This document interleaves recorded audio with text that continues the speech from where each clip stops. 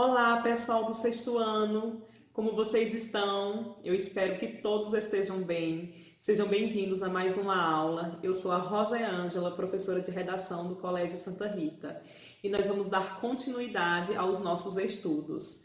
Antes de começar, eu queria dizer que eu estou com muita saudade de vocês, saudade das nossas aulas presenciais, mas com fé em Deus, logo logo nós estaremos juntos novamente. E enquanto esse momento não chega, nós vamos dar continuidade aos nossos estudos por meio dessas aulas virtuais. Espero que vocês estejam gostando e aproveitando o máximo aí de conhecimento. Nós estudamos na aula passada o gênero textual carta pessoal. E agora nós vamos estudar o gênero textual e-mail. Sim, gente, nós vamos estudar o e-mail. Nós estudamos o e-mail logo depois da carta, porque são dois gêneros textuais super parecidos. Nós vamos perceber que o e-mail se assemelha muito à carta pessoal. Ele tem basicamente a mesma estrutura, objetivo e características da carta pessoal. A única diferença entre o e-mail e a carta é o suporte e o veículo, já que o e-mail eu preciso da internet para enviá-lo e a carta eu envio pelos correios, e também o tempo de chegada ao destinatário. A carta demora dias para chegar até o seu destinatário, enquanto o e-mail demora apenas segundos ou minutos.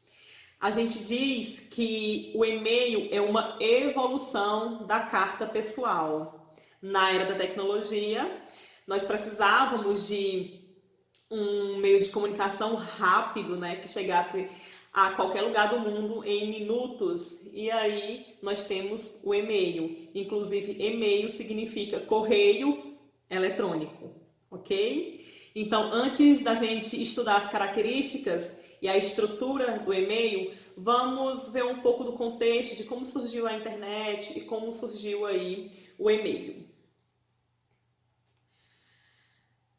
A internet surgiu em 1969, então foi bem recente, né, já século XX, com a ARPANET, que era uma rede de pesquisa avançada do Departamento de Defesa dos Estados Unidos. Essa rede ela tinha como principal objetivo garantir a segurança das informações do governo em caso de acidente de rede de comunicação. Então, se houvesse aí algum acidente e as redes de comunicação falhassem, a gente tinha essas informações armazenadas, e o sistema ele era usado exclusivamente para projetos estratégicos militares, né? Estados Unidos aí sempre saindo à frente. Em 1990, essa rede de comunicações se expandiu, criou-se vários sites de vários temas, e aí ela começou a se popularizar. No Brasil, a internet veio chegar em 1988, limitou-se apenas ao uso de institutos de pesquisas e universidades. Só em 1997 é que ela ganhou popularidade em nosso país, ok? Eu não sou muito velha, né? Mas no meu tempo de adolescente, 15, 16 anos, a internet ainda era de difícil acesso. Acredito que eu já comentei isso em sala de aula com vocês. A internet era cara naquela época, poucas pessoas tinham condição de ter a internet. A navegação também não era muito boa, era lenta, mas aí com o passar do tempo, com a evolução da tecnologia e dos aparelhos eletrônicos, a internet foi melhorando, foi ficando de mais fácil acesso, e hoje a gente tem aí a internet na palma da nossa mão, né? No celular, no tablet, no notebook, no computador. Graças a Deus, né? Porque a internet nos ajuda muito. Imagine se a gente não tivesse internet num período desse que a gente está vivendo, né? Como é que a gente ia se comunicar, ia estudar, né? Seria bem pior. Então, o e-mail ele surgiu em 1971. Foi o Ray Tomlinson, eu acho que é assim que pronuncia, gente, eu não sei pronunciar em inglês. Ele criou o e-mail eletrônico, né? Ele desenvolveu o e-mail eletrônico que ajudou a gente, né, em todo mundo a se comunicar com pessoas a longas distâncias rapidamente, ok? Então, vamos esquematizar aqui o e-mail. Observe que eu tenho o e-mail, Nesse e-mail eu tenho um objetivo. Qual é o objetivo do e-mail? Enviar uma mensagem via internet de modo a se comunicar com alguém.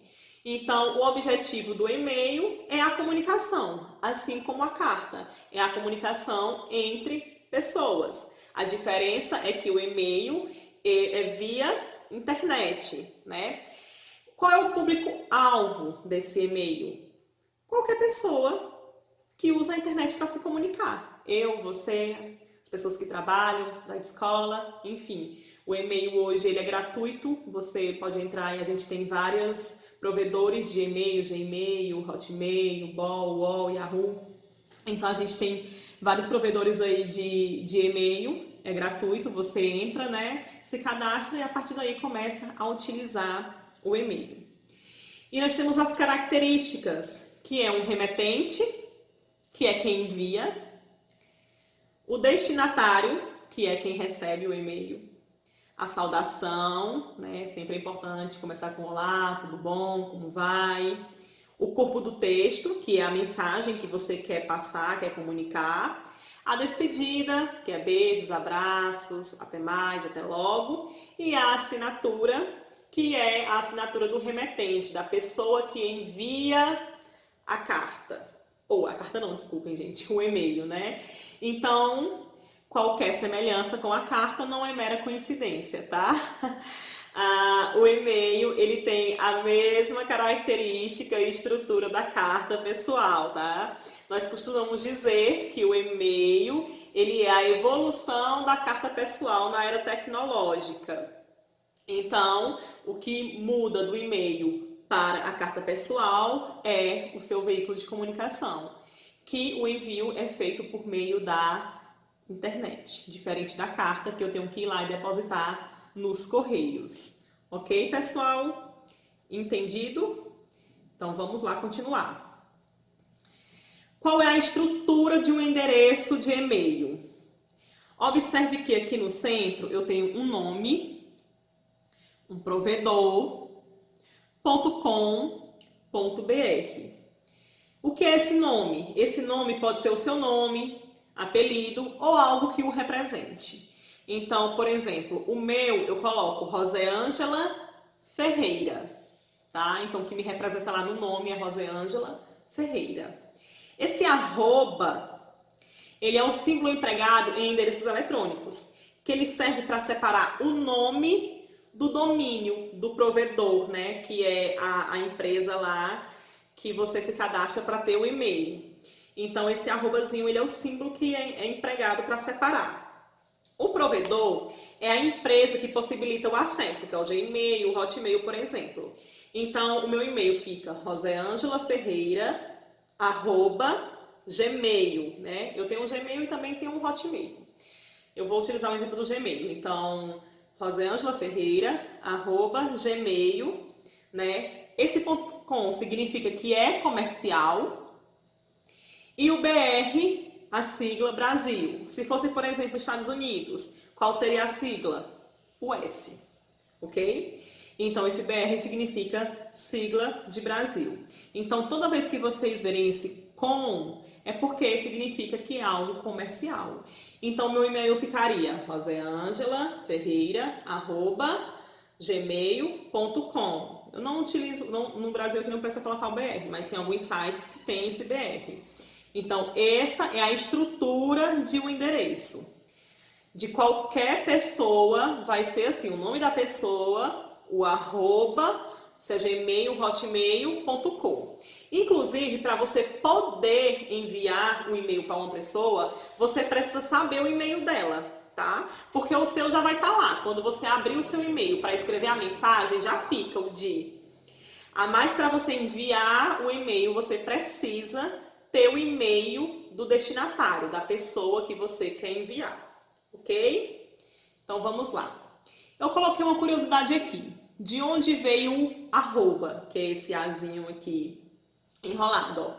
Ele existe desde a Idade Média e era empregado por monges copistas, em substituição à preposição latina ad, que é para, né? E em 71, o desenvolvedor do primeiro programa de correio eletrônico, o Ray Tomlinson, que eu citei ele mais atrás, ele aproveitou esse símbolo para usar nos e-mails, né? Com a função de separar o nome da empresa lá que está ali prestando o serviço. É importante também lembrar que o arroba hoje ele também é muito utilizado para eu marcar pessoas, por exemplo, no Instagram, né? Para eu procurar uma pessoa no Instagram, para eu marcar aquela pessoa, eu coloco arroba e o nome dela. No caso lá, vocês querem me procurar no Instagram, então é arroba Roseângela Bela. Ele serve aí para você marcar outra pessoa, então é um arroba aí com outras funções, ok? Eu coloquei aqui um exemplo de um e-mail. Observe que eu tenho de, que é Alan Freitas, alanfreitas@uol.com.br, para Rafaela Rossi, né? Esse para é o destinatário, para quem ele está enviando, que é rafaelarossi@yahoo.com. Já fica aqui o dia e a data. Na carta, nós temos que colocar o local, né? O dia e o local e a data que a gente está enviando a carta. Já aqui no e-mail não precisa, porque automaticamente já fica a data e o horário que você enviou o e-mail. Então é automático, você não precisa colocar que nem a carta. Mais uma semelhança, né? Eu não citei lá nas características porque é automático. O e-mail não, a data, tá? A data e o horário que é enviado. Quando você recebe, se você observar, tem lá no cantinho a data e o horário que você recebeu. E quando você envia, se você também olhar no cantinho, tem lá a data e o horário que você enviou. É automático. Observe que essa escrita: Oi, Rafa! Você tá gostando da viagem? O AP é legal como na foto? Ser amiga pra mim é tudo mundo daqui. Nunca vou te deixar sozinha. Você já sabe, né? O Murilo estava mexendo no meu PC aqui hoje e achou uma foto sua. Senti muita falta de você. Conta tudo daí pra mim. Você tá achando Floripa um barato? Foi na praia com a Drica? Conhecer um gato assim como o seu? Ai, me conta tudo. Rafa, você sabe que é muito importante pra mim. Pode contar comigo pra todas as horas. E te quero muito. Um abração bem forte pra você e os amigos daí. Beijão. Observem que eu quase que não conseguia ler direito aqui, porque a linguagem tá uma linguagem bem diferente do que a gente costuma utilizar no dia a dia, né? A escrita cheia de abreviações, cheia de palavras alongadas, cheia de gírias. Então, por meio dessa linguagem, eu já posso perceber que a pessoa que enviou esse e-mail, ela é muito íntima da pessoa que vai receber o e-mail, né? Então, elas são amigas. Então, ela utilizou realmente uma linguagem mais informal. Isso é permitido por conta da situação comunicativa. É uma amiga dela, uma pessoa que é bem próxima dela, bem íntima. Então, ela se sentiu à vontade para escrever um e-mail com essa linguagem mais informal, com abreviações, com gírias, com palavras alongadas, com muitas marcações de pontuação, né, de reticências, de exclamação. Então, observe que nesse contexto aqui, eu posso sim utilizar essa linguagem, porque ela é uma pessoa muito próxima a mim, é uma amiga íntima. Agora eu coloquei um outro e-mail com uma outra linguagem. Observem, ó, de Luísa, ó, o remetente, né, o dia é o remetente, ó, luisatécnica@xweb.com, para o destinatário, albertosilveira@supermax.com. O assunto aqui é um currículo que ela está enviando. Nós temos aqui a data que foi enviada e a hora, que fica automática. Observe a diferença da linguagem. Boa tarde, Alberto. Venho por este e-mail candidatar-me à vaga de técnica de informática, de acordo com o anúncio publicado no site da empresa Supermax. Em anexo segue o meu currículo vitae, assim como minha carta de apresentação, explicando os motivos da minha candidatura. Qualquer dúvida, estou disponível para esclarecimentos. Atenciosamente, Luísa Azevedo. Então aqui nós encontramos basicamente toda a estrutura, né, do e-mail. Nós temos o remetente, Luísa, o destinatário, Alberto, nós temos o assunto, que é o currículo, a data e a hora. Ela começa com uma saudação e um vocativo, ó, boa tarde, Alberto. Nós temos o corpo do texto, no qual ela fala que ela anexou o currículo dela, está enviando, né, para a vaga de emprego que foi disponibilizado lá no site da Supermax. E aí no final ela termina com uma despedida, atenciosamente, e a assinatura dela, que é Luísa Azevedo.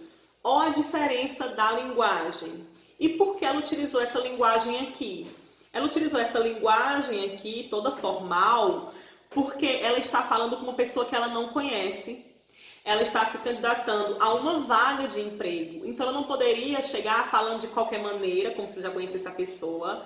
Ela não poderia colocar abreviações, ela não poderia colocar palavras alongadas, nem gírias, porque ela não conhece a pessoa. Ela está se candidatando a uma vaga de emprego, né? Ela vai ser aí examinada, ela vai ser, né, entrevistada, então ela não pode mandar um texto de qualquer maneira. Então a situação comunicativa aqui, ela exige que ela tenha uma linguagem mais formal.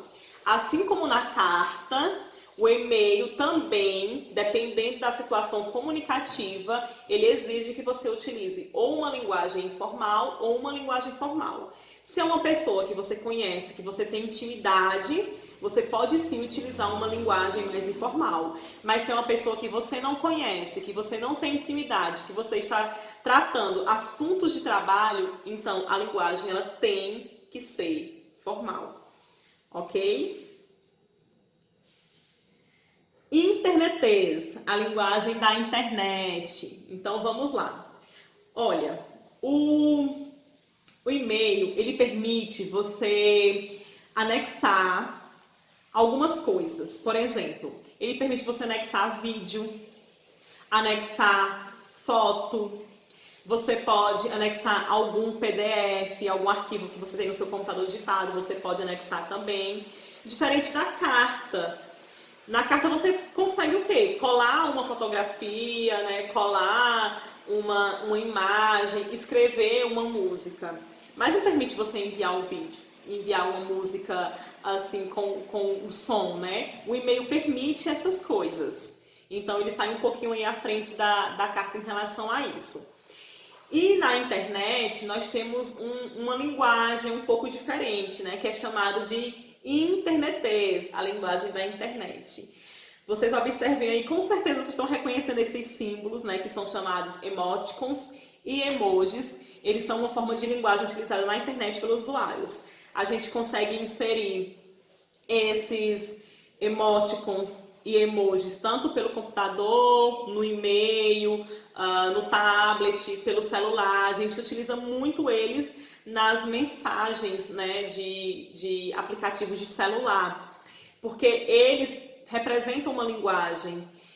Ao colocar eles, a gente repassa uma informação para a pessoa que está recebendo essa mensagem. Antigamente, os emoticons, eles eram feitos por os caracteres do teclado. Eu coloquei até aqui essa primeira foto que vocês estão vendo. Nós temos os dois pontos com um tracinho e um parêntese que forma uma carinha. Nós temos os dois pontos com D, que é um sorrisão. Nós temos esses dois pontos com o tracinho e a barrinha, que é a carinha mais triste. Então, antes, quando a internet não era tão evoluída, a gente utilizava esses caracteres aqui para representar as emoções. E aí a internet ela foi se evoluindo, os aplicativos também, e apareceu, né, os emoticons com as carinhas desenhadas, que são a coisa mais fofa.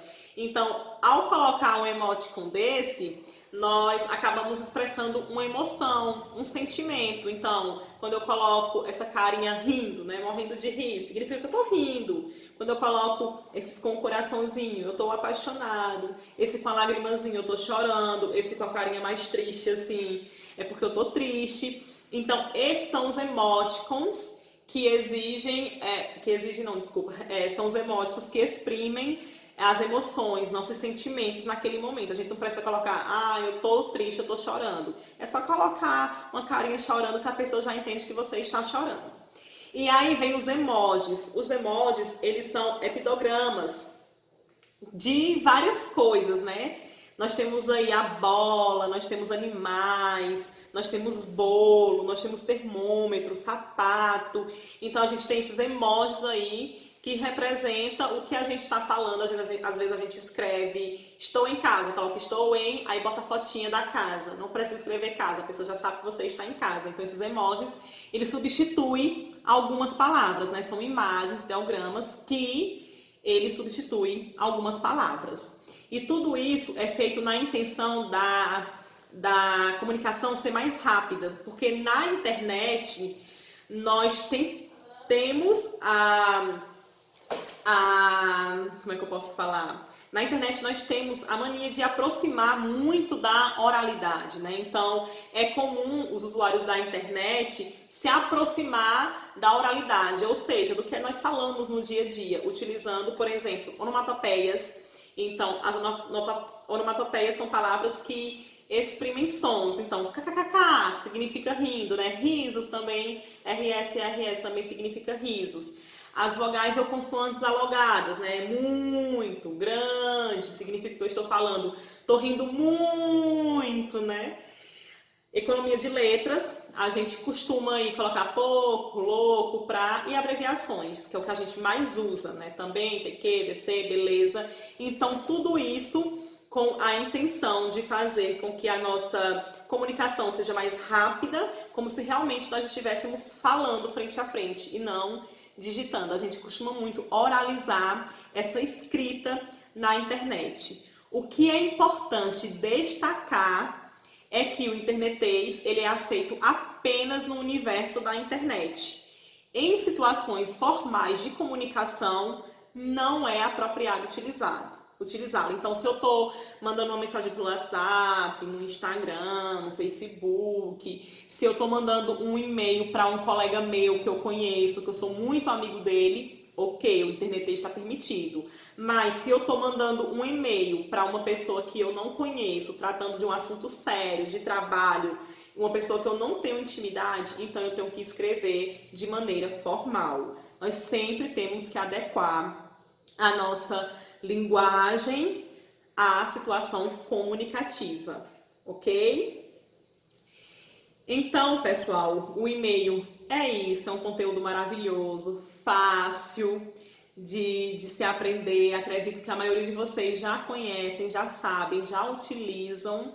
Então, é só realmente para a gente conhecer mais um pouco desse gênero que a gente já utiliza tanto no nosso dia a dia, né, desse mundo tecnológico em que vivemos.